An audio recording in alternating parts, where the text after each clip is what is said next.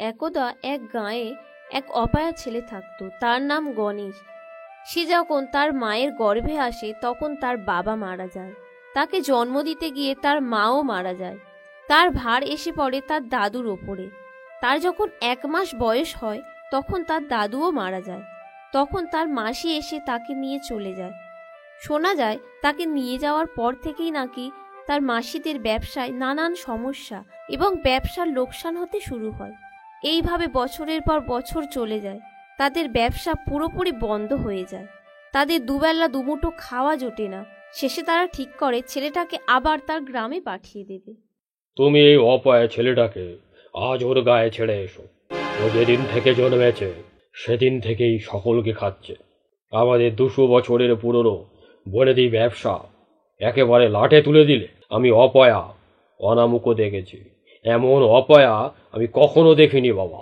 যাও যাও, ওকে আগে তাড়াও বাড়ি থেকে, না তো কদিন পরে এই মাথার ছাদটুকু আর থাকবে না। ওকে কোথায় ফেলে আসবো? ওর যে আমার ছাড়া আর কেউ নেই এ জগতে। না মাসি, তুমি আমাকে আমার গায়ে ছেড়ে দিয়ে এসো। ও আমি কোনো না কোনোভাবে ঠিক চালিয়ে নেব। আমার জন্য তোমাদের আর কোনো ক্ষতি হতে দেব না। ক্ষতি হতে দেব না বলি, বাকিটা আর কি দেখেছো শুনি? আবার ন্যাকামি কথা। চল গণেশ, তোকে দিয়ে আসি। এই বলে মাসি তাকে আর তার কিছু পুরানো জামা কাপড় বাক্সে নিয়ে রওনা দিল তার গাঁয়ের দিকে। বেশ খানিকটা পথ পায়ে হেঁটে প্রায় সন্ধ্যার দিকে নিজের বাড়ি এসে পৌঁছালো গণেশ। অনেক বছর পরে থেকে বাড়িটা একেবারে নষ্ট হয়ে গেছে। চালে খড় নেই, দেয়ালে ফাটল ধরেছে, জানালা ভাঙা, এখানে ওখানে শ্যাওলা ও ছোট ছোট ঘাস জন্মেছে। এগুলো দেখে মাসি করুণ নয়নে গণেশের দিকে তাকায়। গণেশ হেসে বলে, তুমি চিন্তা করো না মাসি, আমি এগুলো সব ঠিক করে নেব। আর যাই হোক, এটা তো আমার নিজের ঘর, তাই না? মাসি তাকে বুকে টেনে নিয়ে চোখ বোঝে। তার চোখ থেকে মহা কষ্টের অশ্রু বেরিয়ে আসে।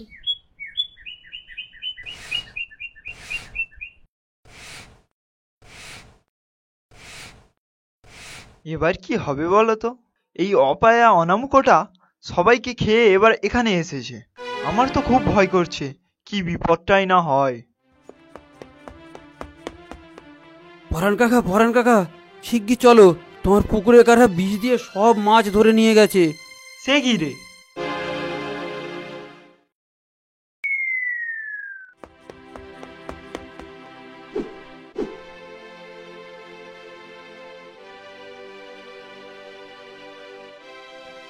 হায় হায় হায় হায়,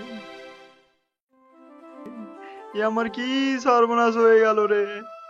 আমার সব পুকুরের মাছ শেষ হয়ে গেল। আমার এখন কি হবে? এই এই এই সব অনামুকের জন্য গায়ে পা রাখতে না রাখতে লোকের সর্বনাশ শুরু করে দিয়েছে।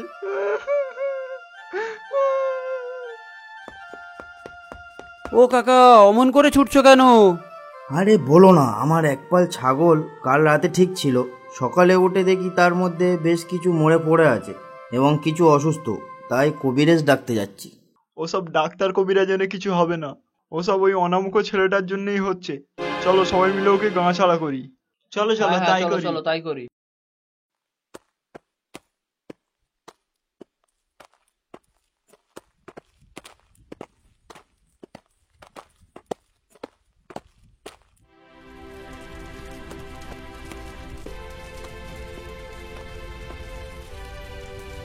আরে, এ তো আমাদের মদনের মুদি দোকান। আগুন লাগলো কি করে? চলো চলো দেখি।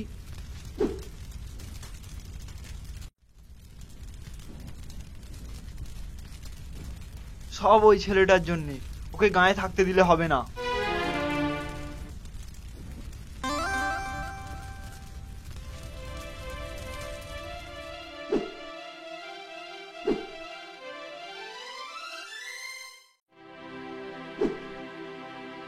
বল বল বেটা, আর আসবি এই গায়ে? বেটা মার মার মার, এই যত সব এই অনামুকটার জন্য। বল বল, আসবি আর এই গায়ে? বেটা অনামুক, মার আরো মার, মেরে ফেল বেটাকে। ছেড়ে দাও ছেড়ে দাও। আর কোনোদিন করবো না, আর কোনোদিন ফিরে আসবো না এই গ্রামে। ছেড়ে দাও, ছেড়ে দাও। এই শোন মন দিয়ে, কাল সকালে উঠে যেন তোর মুখ কাউকে দেখতে না হয়। যেমন রাতের অন্ধকারে এসেছিলিস তেমন রাতের অন্ধকারেই চলে যাবি।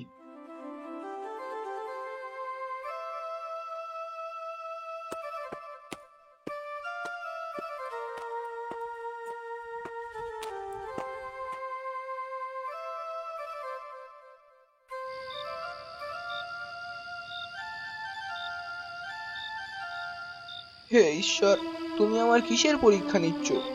আমার কোন পাপের ফল ভোগ করাচ্ছ? এইভাবে আমার আর কতদিন কষ্ট পেতে হবে? আমি আর পারছি না ঈশ্বর, আমি আর পারছি না। হয় তুমি আমাকে তুলে নাও, নয়তো আমাকে এই যন্ত্রণা থেকে মুক্তি দাও ঈশ্বর, যন্ত্রণা থেকে মুক্তি দাও।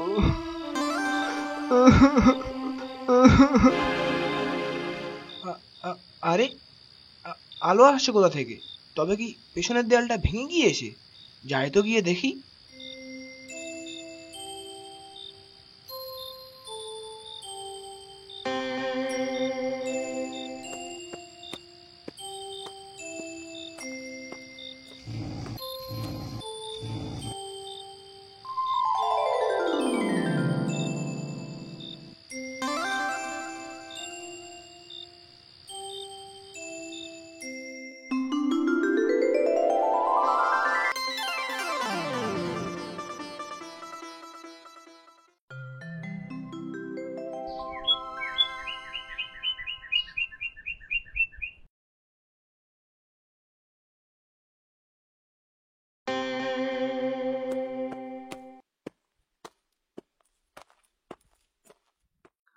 আরে এর দোকানটা যেমন ছিল তেমন হয়ে গেল কি করে?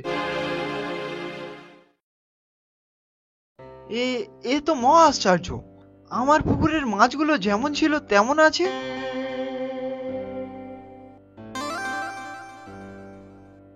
হ্যাঁ, আজ দেখছি সকালে আমার যে কটা ছাগল ছিল সে কটাই আছে এবং তারা খুব সুস্থ।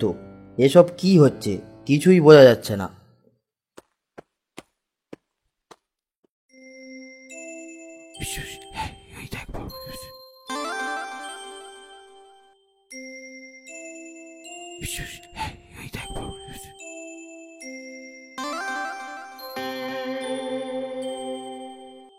ঠিক আছে, আজ দেখা যাবে। তুই এক কাজ কর।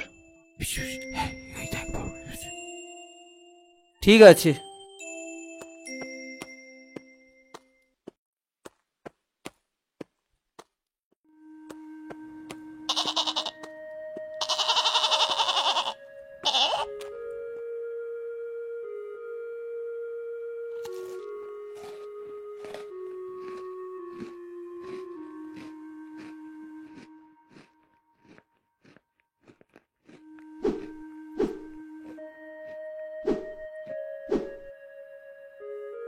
আরে ওই জগাদের বাগানের সব গাছগুলো চোরেরা নষ্ট করে দিয়েছে।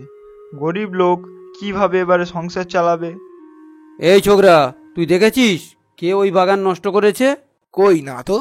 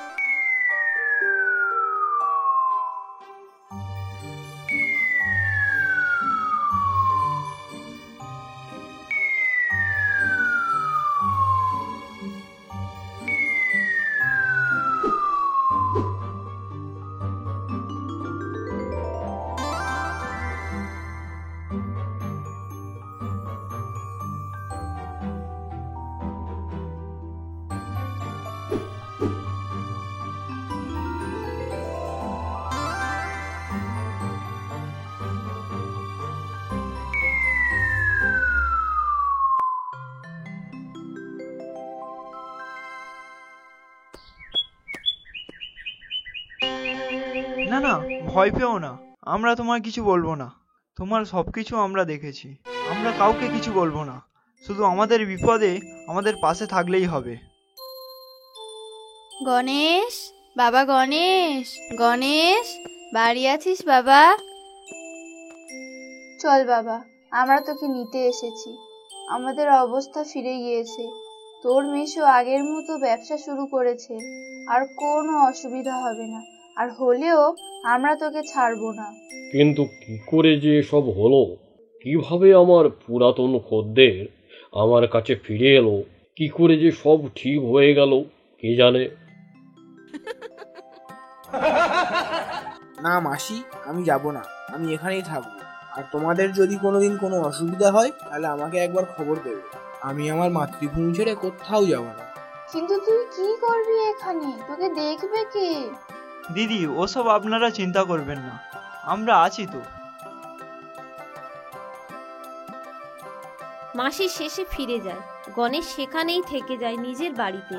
আর কারোর কোনো বিপদ হলে সেই লোক তিনটে গণেশের কাছে খবর আনে, আর আমাদের সুপার গণেশ তার সমাধান করে।